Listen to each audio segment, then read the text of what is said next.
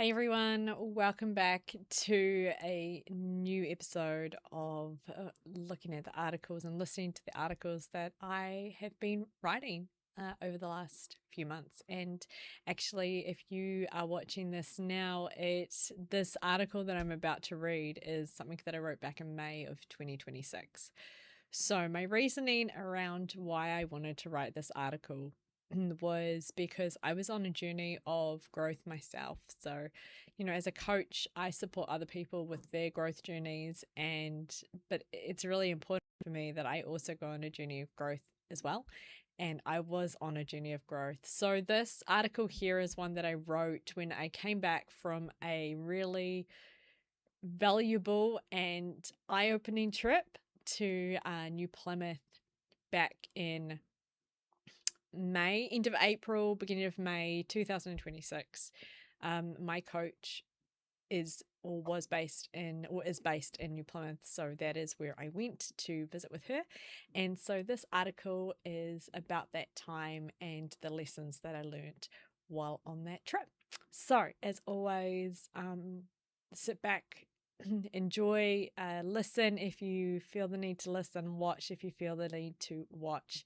I'm really trying hard this time to make sure that the sound is okay. I'm really sorry about what happened with the sound last time, and also the color. I apologize for what happened with the color in the first one. I really don't know what happened, what was going on, but it was just a different environment that I was filming in. So hopefully this time the sound isn't so bad and the color works okay. So enjoy this article and let's get into it.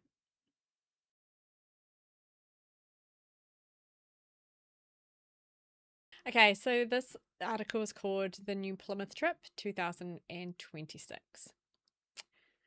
When I first started working with my business coach, I didn't really know what it was that I was trying to do other than figure out how my business could be successful.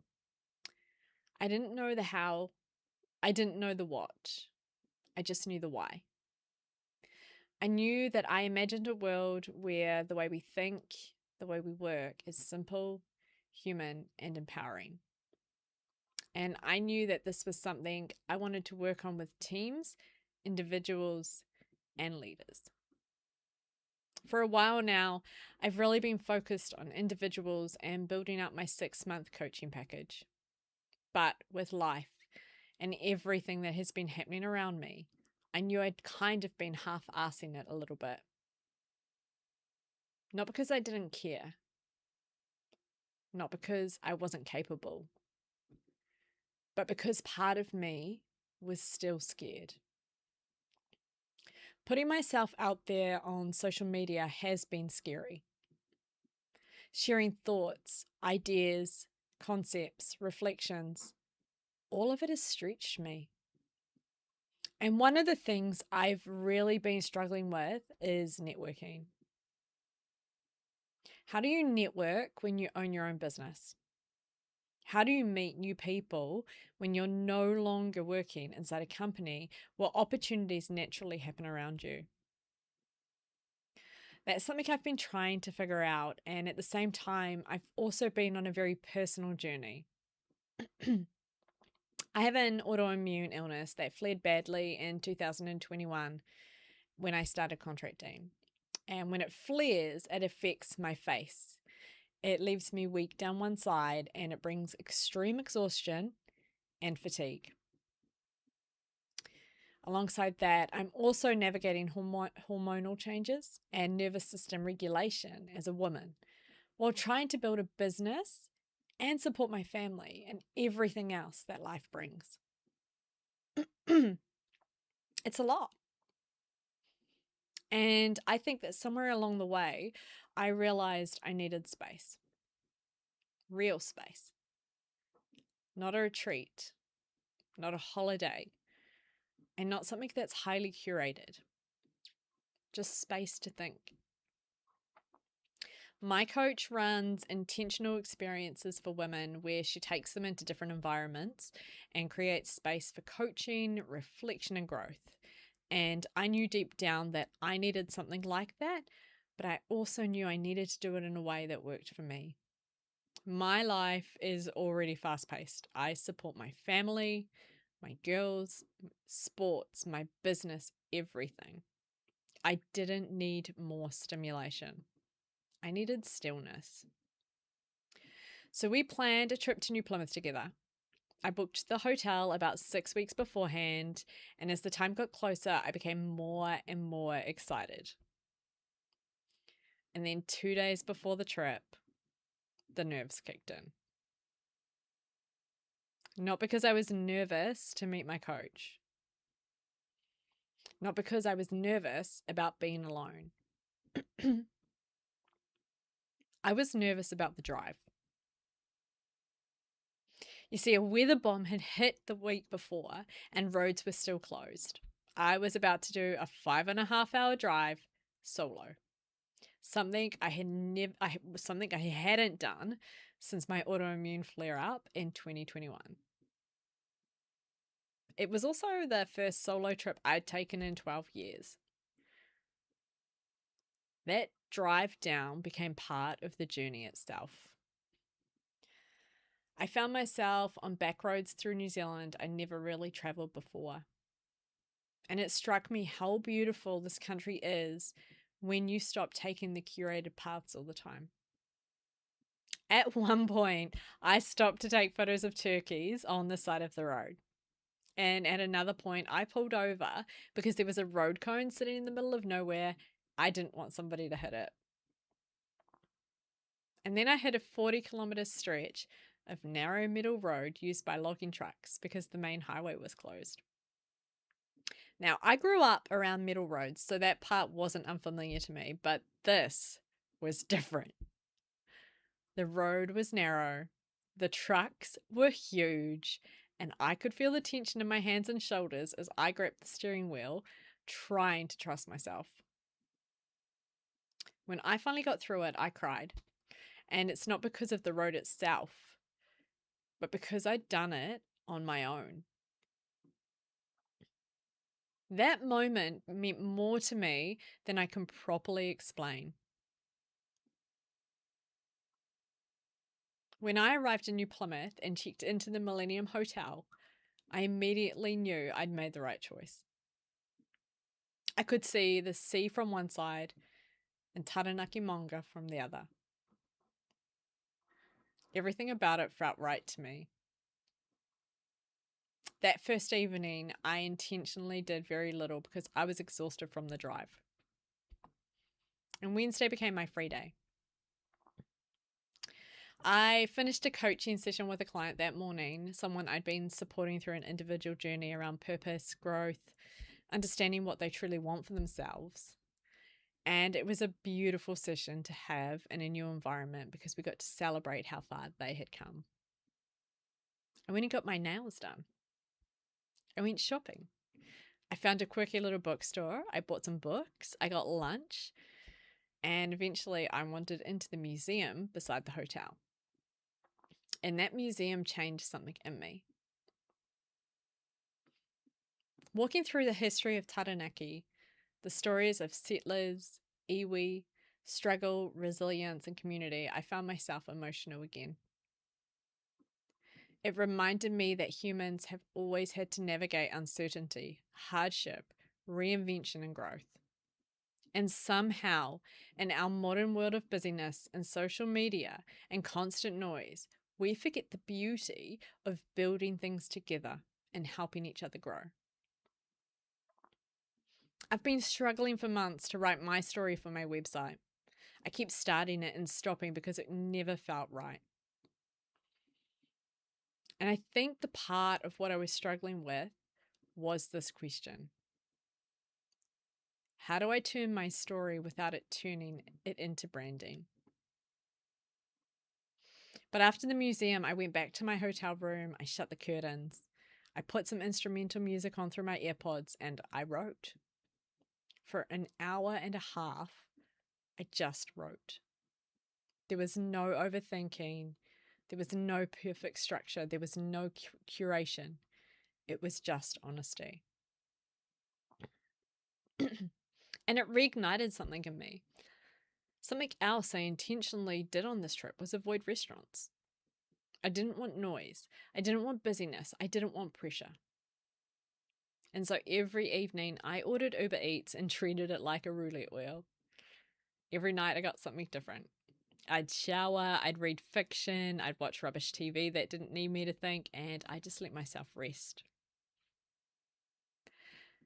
Thursday morning, I took myself to Starbucks before meeting my coach. And sitting there quietly with my coffee, I kept hearing one word over and over again from people around me. Busy. Everyone was busy. And it made me think about what busy actually means for people. Because busy can feel productive and purposeful, but it can also feel overwhelming and chaotic. Sometimes busy means we're adding value, and sometimes busy means we're avoiding something. And that conversation stayed with me. When I met with my coach, we talked deeply about visibility, fear, imposter syndrome, and my busyness. And I realized something huge. It wasn't that I couldn't do this work.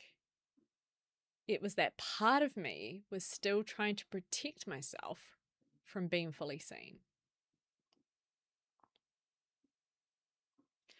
When my autoimmune flares badly, I hide. I don't film.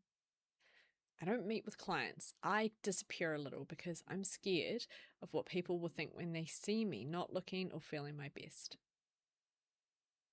But this trip, I realized something. Every time I've shown up authentically in the past, people have met me with kindness. Not judgment, kindness. And that changed something in me. We also talked about my business offerings, how I've spent so much time focusing on individuals that I haven't fully stepped into supporting teams and leaders the way I know I can. And that's where the idea of ponds came in. Different ponds for individuals, teams, and leaders. Different environments for growth. Different spaces where people can learn and evolve in ways that work for them. And suddenly I could see it also clearly in my mind. We finished the day by going to the art gallery, and honestly, what an experience that was. It was visual, it was creative, it was immersive in a way I hadn't expected. There was video media, light, sound, movement, all these different ways of experiencing emotion and story without words needing to explain everything. And then there was one installation that completely stopped me. It was like sitting inside a moving forest. The light shifted through the trees, the sounds of birds echoed softly around the space, and everything moved slowly and gently. And I remember thinking that I could have sat there for hours, because for the first time in a long time, I felt completely still. Not numb, not switched off, just present. I even took a video of it so I could go back to that feeling later if I ever needed to. When we eventually said our goodbyes and went our separate ways, I headed back to the hotel room, ordered dinner through my little Uber Eats roulette wheel, packed my bags for the drive home the next morning, and then I cried. Not sad tears, cathartic tears, healthy tears. I cried for the version of me that had carried so much for so long. I cried because I was proud of myself. Proud that I had trusted myself enough to create this experience for myself. Proud that I had slowed down on purpose. Proud that I'd finally given myself that space that I knew I needed. And that night I went to sleep feeling fulfilled, settled, and with something inside me reignited again. One thing my coach said to me during this trip that has stayed with me ever since is she asked me how long I'd really been building Well Coach for. And honestly, it's not even a year. When I said that to her, she looked at me and she said, "You're way ahead of where a lot of people are at this stage." She reminded me how much work I've already done to build strong foundations, how much thought, care, reflection, effort has already gone into this business. And she said something else that really landed for me. A lot of people would have given up by now. That hit me. Because I think when you're inside your own journey every day, it's very easy to only focus on what still needs to happen. The clients you haven't reached yet, the website still being built, the ideas still forming, the visibility you're still growing into. But sometimes we forget to stop and recognize how far we've already come. And maybe that's part of this journey too. Learning to give ourselves credit for the foundations we've already built. The final part of the trip was the drive home. I checked out of the hotel at 5:50 a.m. and started the journey back through Stratford and the Forgotten Highway. I sang the whole way home. There was just joy in me. Joy about going home to my family. Joy about the person I'm becoming. Joy about the business I'm building. Joy that these thought bubbles I had 15 or 20 years ago are now becoming real. I stopped to take photos of Taranaki Maunga as the sun came up. I drove through the stillness and beauty of the Forgotten Highway and felt completely at peace. And somewhere along the way, I realized something else too. I wasn't trying to escape my life. I wasn't trying to return to myself. And when I got home, I cried again. This time because I was exhausted, but also because I was proud. Proud that I'd done this for myself. Proud that I had trusted myself enough to go.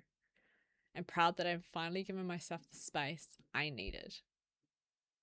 I rested for days afterwards. No rushing, no forcing, no pressure. And now a week later, I'm sitting here building my ponds, speaking out my story, and continuing to grow Well Coach in a way that feels honest and human. Not curated, not performative, and not influencer culture.